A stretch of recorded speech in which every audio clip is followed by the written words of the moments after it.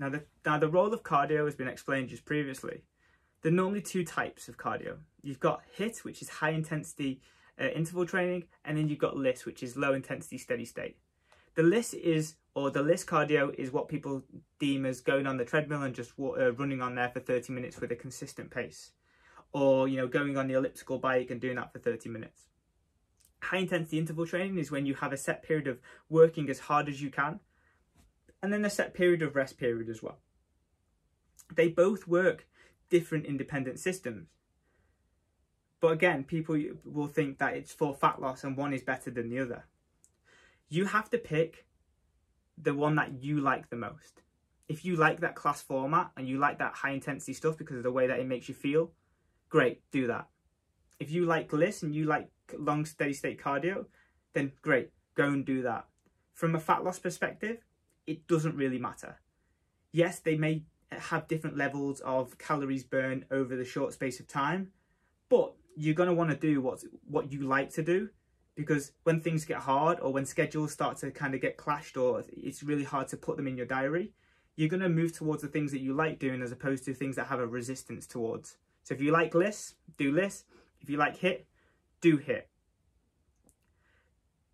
The thing that you need to remember is that things come up with positives, but they also come back with drawbacks.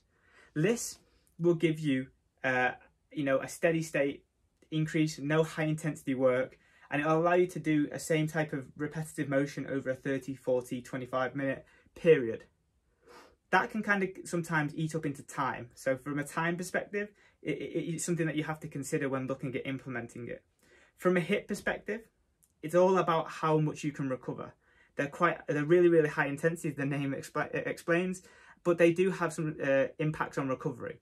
So have a think about both of them. If your form aren't great on high intensity stuff, where you're compromising form and you're compromising your ability to just get it done, you may start injuring yourself or you have higher risk of injury.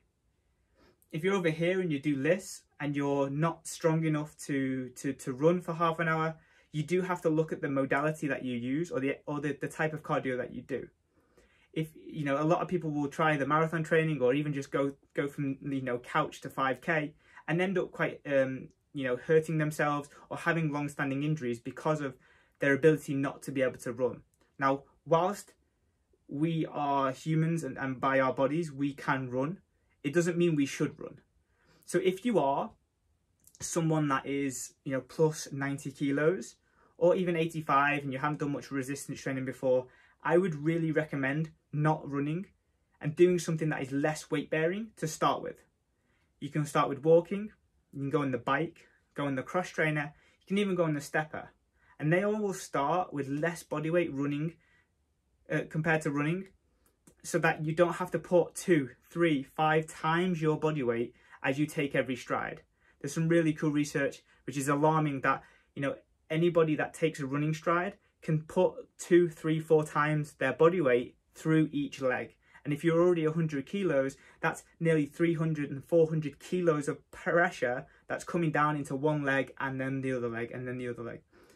That's going to be a lot of that's going to provide a lot of toleration for that joint, which is not going to be ideal when it comes to can you sustain this for the long term? Because there's no point doing cardio just for 1 week, no point going doing cardio for 2 weeks. There's actually, you just need to do it from a consistent basis. But if you're injured, you can't do any of it.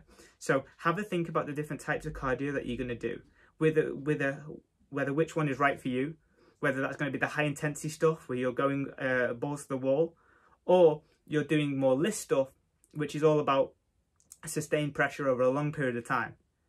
They both have their drawbacks, they both have their cons and pros, so please do choose wisely, and if you need any more information on them, always ask your coach.